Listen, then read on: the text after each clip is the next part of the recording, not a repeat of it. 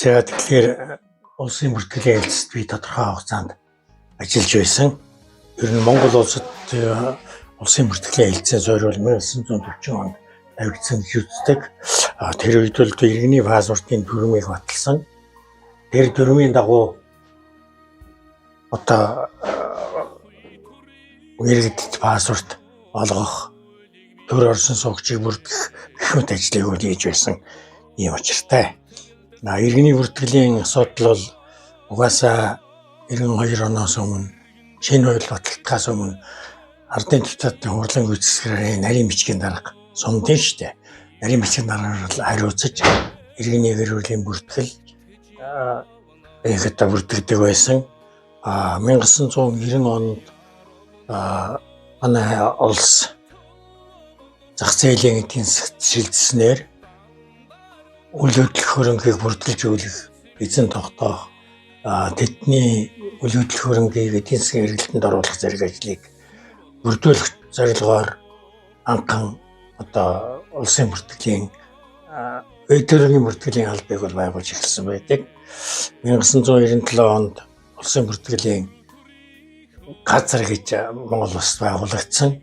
Манай аймгийн хувьд бол 1997 онд үйл хөдлөх хэд хөрөнгийн бүртгэлийн товчоо нэртэйгээр байгуулагдаж анхны улсын бүртгэгчээр Нандин Гомбын Баатар өөр ажиллаж байсан.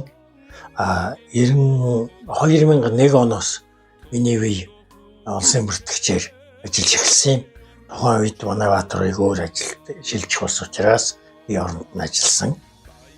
Тэгээд 2002 оноос эхлээд Цэргийн оюун эрдэнэгээ дахин бүртгэгчээр туслах ажилтнаар ажиллаж бид нар хоёр оронтой ажиллаж байсан.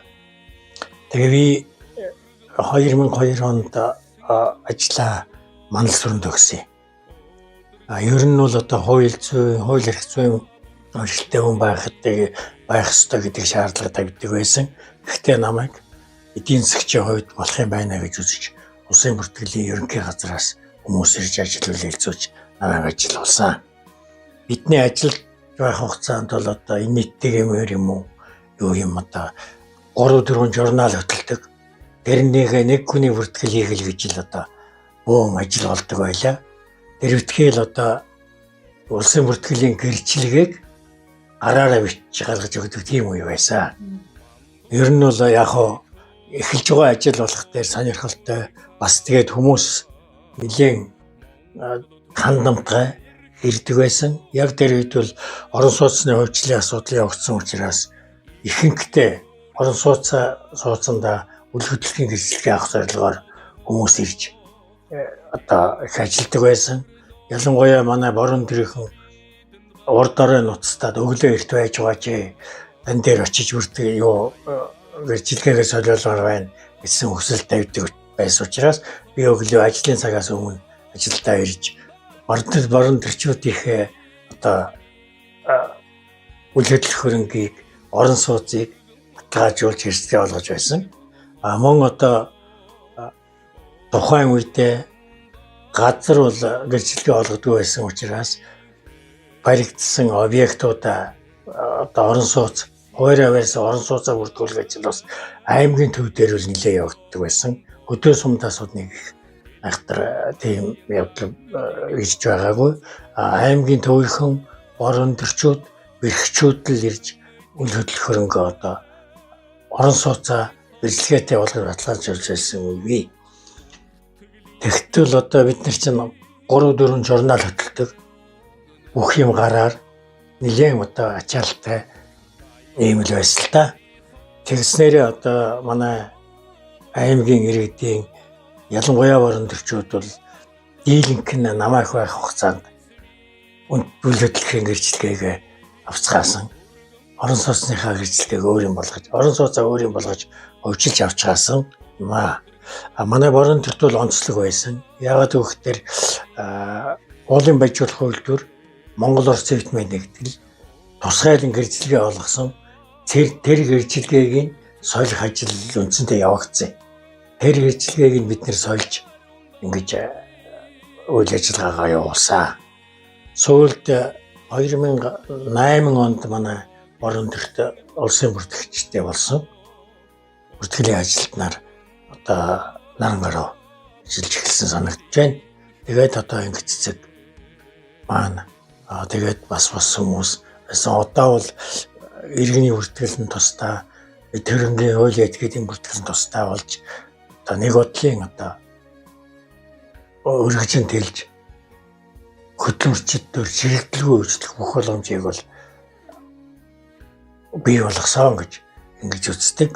Манай өмнө ажиллаж байсан одоо улсын бүртгэлийн салбарт ажиллаж байсан гэдэг юм уу, сумдын нарийн бичгийн дарга нар, ялангуяа бүх сумдын нарийн бичгийн дарга иргэний гэр бүлийн бүртгэлээ бол сайн хийж байсан гэж үздэг. Яагаад гэвэл одоо ямар нэгэн зөрчил гараагүй одоо гэрэлтийн бүртгэл, төрсний бүртгэл, нас оролтын бүртгэл, үйлчлэлтийн бүртгэл, шилжилтийн бүртгэл бүгдийг нь одоо хийдэг байсан. 92 онд шинэ үндсэн хууль баслагсны дараагаас эхлээд бол паспортын бүртгэл бас иргэний паспортын бүртгэл цагдаагийн хэлцэд байжгаад тамгын газарт ирсэн. Тамгын газрын дотоод ажил хариуцсан түвшиндүүд бол иргэнийхээ бүртгэлийг давхар хариуцдаг байсан.